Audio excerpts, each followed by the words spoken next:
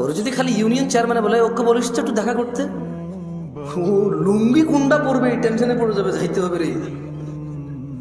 ওর বাপ মা ওকে ডেকে পাঠাইলো, বলো যে আসতেছি, বলে দিস পরে আসতেছি। আমি একটা জিনিস বিবেচনা করে দেখলাম, যত কিছু আল্লাহ তাআলা হ্যাঁ করতে বলেছে তত কিছু আমরা অনীহা করি। উনি বলেছে বিয়ে করো, 2টা 3টা 4টা পছন্দ মতো তৌফিক অনুযায়ী। আমরা প্রেম করি 2টা 3টা 4টা সিম দিয়ে। আপনি দেখেন, উনি বলছে বিয়ে করো 2টা 3টা 4টা, আমরা করি প্রেম 2টা 3টা 4টা।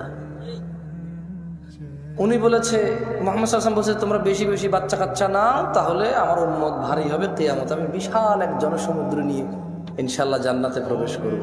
আমরা বলি একটা যথেষ্ট। কয়টা যথেষ্ট? একটা যথেষ্ট। উনি বলেছে বিয়ে করো রিজিক বাড়বে, আমরা বলি আগে চাকরি বাকরি এস্টাবলিশ হয় তারপরে বিয়ে। এভরিথিং উল্টা। উনি বলেছে মেয়েরা মোহর পাবে, আমরা নেই যৌতুক। তুমি দেখছো?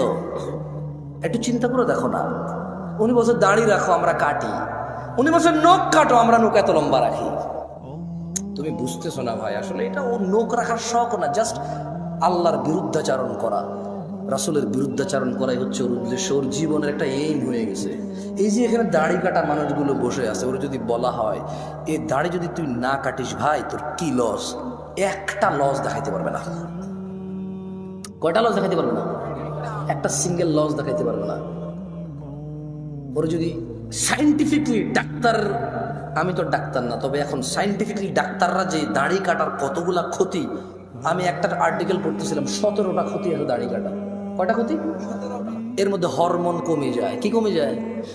মানে বাচ্চা কাচ্চা হওয়ার চান্সেস কমে যাবে, কারণ দাড়ি থেকে নাকি, দাড়ি যেটাতেই ওঠে, মানে দাড়ির যে গোড়াটা দেখছেন সাদা সাদা থাকে না, ওটা নাকি মানুষের হরমোন গ্রোথ ভালো রাখে, মানুষের স্কিন ডিজিজে অনেক হেল্প করে দাঁড়িয়ে। সুবহানাল্লাহ। আমরা তো এত কিছু মনে করে রাখি না, সুন্নাহ হিসেবে রাখি, আলহামদুলিল্লাহ। কি হিসেবে রাখি? হরমোন আর স্কিনের জন্য রাখি না, জান্নাত